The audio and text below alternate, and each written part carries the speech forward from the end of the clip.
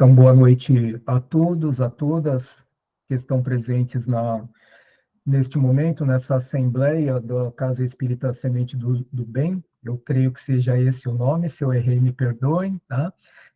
Com muita satisfação que nós nos encontramos aqui nesta noite, noite abençoada, porque deixamos alguns dos nossos afazeres do plano material para nos reunirmos em nome de Jesus, para aprendermos uns com os outros, porque cada um de nós possui um certo talento e esse talento colabora no desenvolvimento individual de toda a coletividade humana.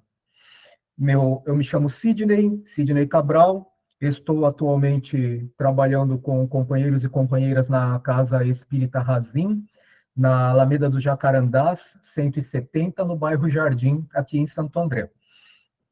Nós hoje aceitamos o convite para compartilharmos as nossas reflexões, porque não nos consideramos como palestrantes ou preletores, mas pessoas que refletem sobre o Evangelho de Jesus.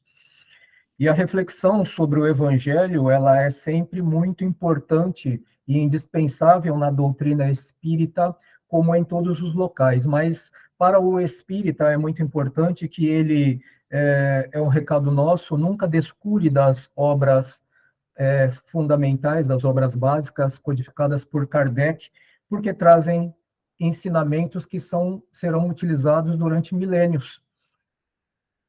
Hoje nós entendemos o Evangelho, mas como nos remete o capítulo 17, Sede Perfeitos, é necessário que nós sintamos cada um dos ensinamentos, cada uma das pequenas virtudes que estão contidas dentro do Evangelho de Jesus e da doutrina espírita, que é o cristianismo redivivo. Desta forma, nós trouxemos hoje algumas reflexões baseadas no capítulo 6º do Livro dos Espíritos, que fala sobre flagelos destruidores e depois fala sobre a guerra. Nós começaremos da seguinte forma, fazendo uma reflexão sobre algumas coisas que nós ouvimos quando éramos pequeninos, isso já faz mais de meio século, né? Que é sobre a contemplação dos nossos companheiros da astronáutica que extrapolaram os limites estratosféricos para explorarem aquilo que havia além do nosso planeta. É uma necessidade do indivíduo humano, porque isso faz parte da centelha divina, crescer e aprender sempre, aprender conhecimento, tornar-se intelectualmente superior, né, aperfeiçoado, mas também, acima de tudo, utilizar essa razão, essa inteligência para moderar aquilo que nós construímos em ocasiões passadas, enquanto estávamos nos primórdios da nossa evolução, que está dentro do nosso coração e são os condicionamentos instintivos que nós trazemos ao longo do tempo. Desta forma, a inteligência, para o homem, é o supremo moderador dos nossos sentimentos. É o que vai nos trazer o equilíbrio, e o equilíbrio vai nos permitir avançar mais rápida e eficientemente neste plano evolutivo, de agora e para o futuro, para atingirmos, assim, a pureza espiritual, tão necessária para que tenhamos a felicidade que pretendemos, porque é algo que toda a humanidade busca, a humanidade terrena e de outros orbes também, ser felizes. E é para isso que Deus nos criou, pura e simplesmente para alcançarmos a felicidade. E não há felicidade sem trabalho, e não há felicidade para o espírito que ainda não é consciente dos seus haveres na Terra. E nós outros, enquanto espíritas, somos conscientes daquilo que viemos fazer na Terra?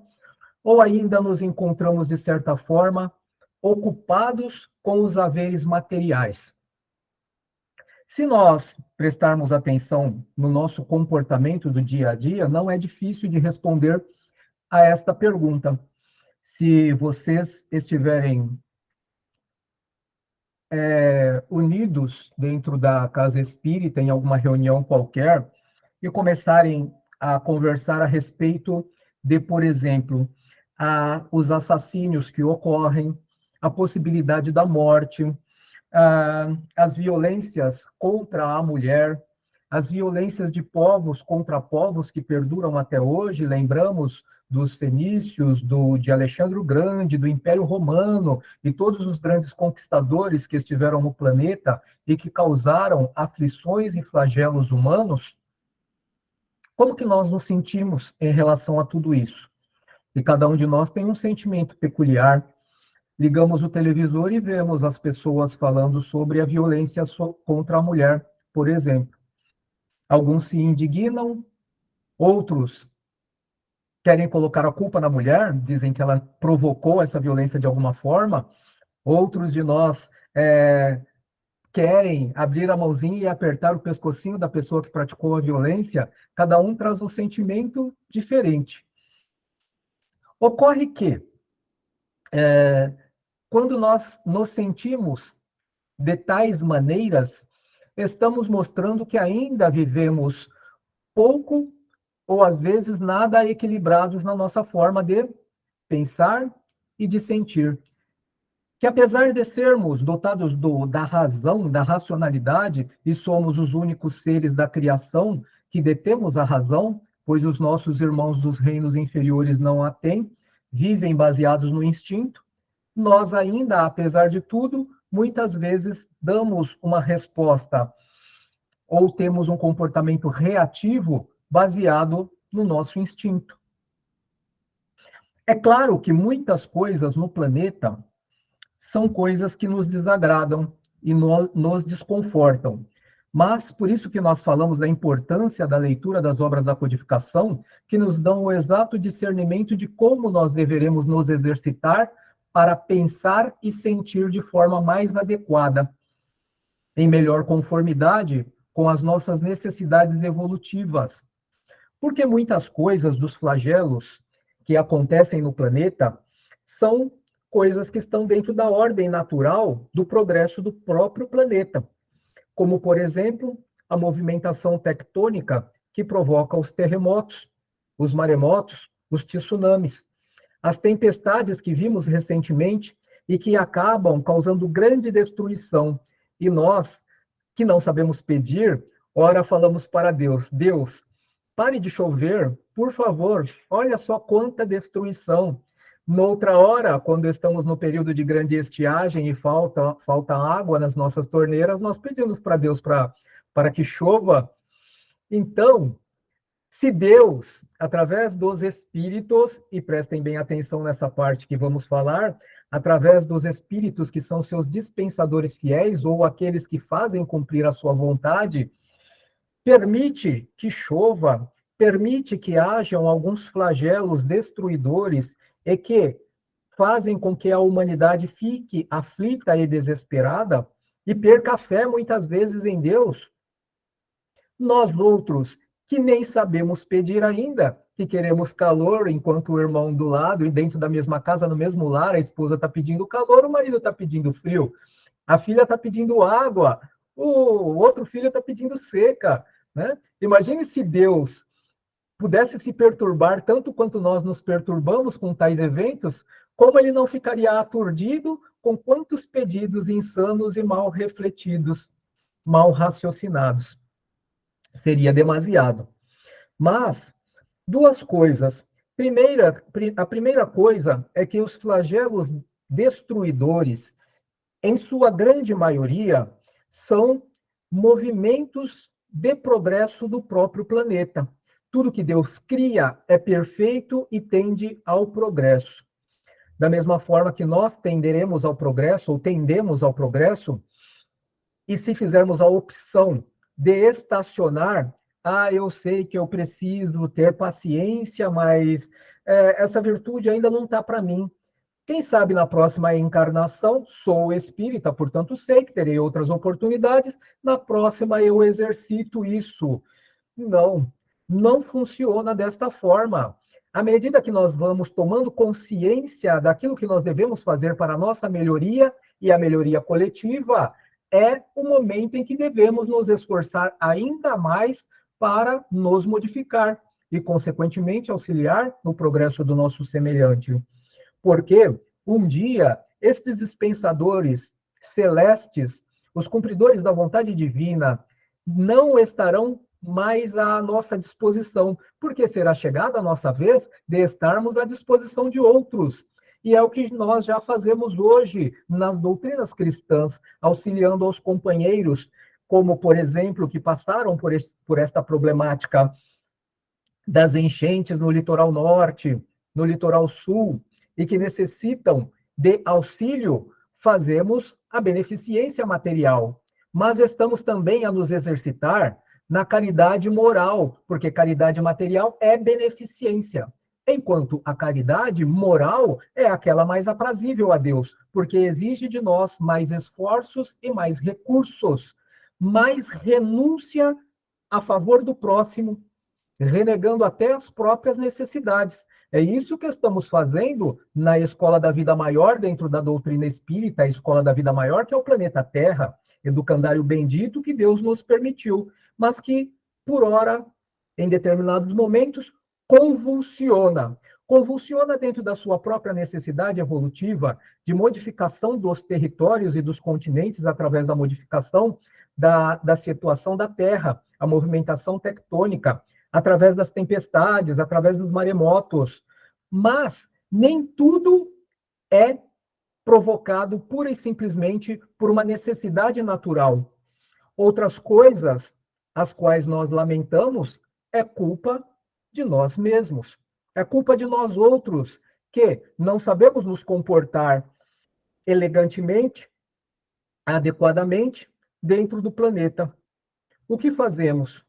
Muitas vezes, e não é só isso que nos aflige, mas muitas vezes nós dispensamos aquele resíduo de lixo que fica dentro do carro pela janela do carro, provocando assim as enchentes que temos nas zonas urbanas. Outras vezes, nós quebramos uma árvore, danificamos isso ou aquilo que faz parte do patrimônio da coletividade humana, emitimos a toxicidade do uso excessivo dos automóveis, monóxido de carbono, jogado ao ar excessivamente, e praticamos muitas outras coisas que prejudicam a natureza. E a natureza, assim como nós, precisa respirar. E ela convulsiona mais uma vez. Aí nós queremos colocar a culpa em Deus. Meu Deus, por que tanta tragédia? Há, portanto, assim, de entendermos que existem flagelos que são destruições necessárias, que fazem parte do progresso do planeta. Mas nem todas são necessárias. Outras são abusivas e provocadas pelo homem. Vimos recentemente a condição da nossa floresta amazônica, onde a necessidade, não necessidade, mas a ganância do homem faz com que ele explore metais preciosos, explore a mata, devastando toda a mata, prejudicando as tribos indígenas que lá estão, mas também prejudicando todo o planeta, porque a Amazônia é considerada o pulmão do planeta. Como que nós esperaremos deixar esse planeta para os nossos filhos daqui a 5, 10, 15, 20 anos para os nossos netos, 30 anos para os nossos netos? Eles terão sérias e bem maiores dificuldades do que nós as temos atualmente. Dentro dos flagelos destruidores, é importante que nós entendamos que temos uma responsabilidade enquanto espíritas ditos um pouco mais conscientes sobre as verdades espirituais ou da dimensão espiritual, que está relacionada ao nosso comportamento psíquico, que nada também faz com que nós prejudiquemos o desenvolvimento planetário. E ele convulsiona não só pelas ações materiais, mas também pelas ações psíquicas que promanamos todos os dias. São reações mal contidas, porque não entendemos que a razão deve moderar a emoção, para que não tenhamos reações meramente instintivas. Sentimentos de ódio, de dor, de revolta com as pessoas que ficam ou que se deixam abandonadas pelas catástrofes climáticas, E que nós achamos que isso é culpa da natureza, é culpa de Deus, é culpa de todo mundo, mas não é nossa culpa. O planeta também reage às nossas emanações psíquicas. Nós estamos interligados como uma grande rede neural. Como as árvores se comunicam através do caule, através dos enraizamentos, os espíritos se comunicam mais rápida, eficazmente e eficientemente pelo pensamento. Não importa onde estejamos, um sentimento de raiva ou de dor contamina muita gente. Imediatamente aqueles que estão próximos, mas também aqueles que se encontram em outros orbes. Como foi insana, e nós vimos o posicionamento de nós outros, enquanto espíritas, degladiando-nos pela política, que Kardec já nos advertiu, não tem nada a ver com o espiritismo, cada um no seu quadrado. E a política deveria ter sido deixada para que as pessoas que labutam na política resolvessem os seus dilemas. Tenho o direito de exercer a política? Tenho o direito de exercer a política. Só porque eu sou espírita vou me abster? Não, mas nós não podemos misturar uma e outra coisa, porque a doutrina espírita é a doutrina de Jesus, que apregoa que devemos ser mansos e pacíficos. Mas quando nós não exercitamos essa mansidão, o que acontece? Nós estamos na contramão daquilo que dizemos que acreditamos e prejudicamos a psicosfera planetária, não só do país, mas do planeta. Quantos homens há ainda que estão reencarnados e outros tantos reencarnarão como últimas oportunidades terrenas e serão líderes de nação pela capacidade intelectual que possuem. E estes homens, se não tiverem pais e mães com princípios cristãos, eles deixarão que a sua vaidade, o seu orgulho, falem muito mais alto. São homens que estarão na liderança de grandes nações, como vimos hoje. Vivemos hoje como plateia, né, de uma guerra muito cruenta, entre outras tantas que não acabaram ainda hoje no Oriente Médio. E vimos que outros estão com seus corações acirrados. E a qualquer momento, nós corremos o risco de que alguém aperte um botão e cause uma grande catástrofe no planeta. Qual que é o nosso comportamento diante de tudo isso? É orar, não nos revoltar, confiar em Deus, porque Jesus disse, lá no capítulo 14, salvo engano, no Evangelho de João, ele disse, crede em mim, crede em Deus, mas também crede em mim. Por quê? Porque na casa de meu pai há muitas moradas. E estas moradas são estes planetas que competem a nós a zeladoria. Cada um que faça a sua boa parte. Os espíritas nasceram para moderar os corações humanos, para levar luz ao mundo. E nós precisamos levar luz ao mundo, mas antes de tudo, precisamos construir a luz dentro dos nossos corações.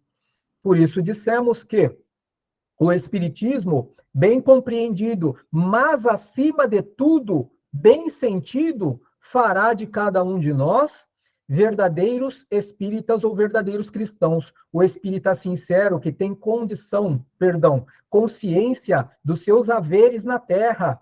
Devemos espalhar perfume no mundo. Somos os olhos, os braços, os ouvidos do Criador, e amanhã mais purificados e desenvolvidos, seremos os seus fiéis dispensadores de luz.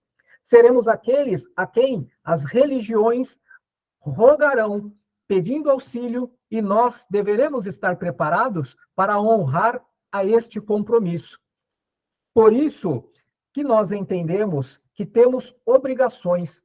Quanto à guerra, para finalizar a nossa fala, nós lembramos de termos tido uma conversa em meio espírita sobre isso, e disseram-nos o seguinte: não, a guerra é horrenda.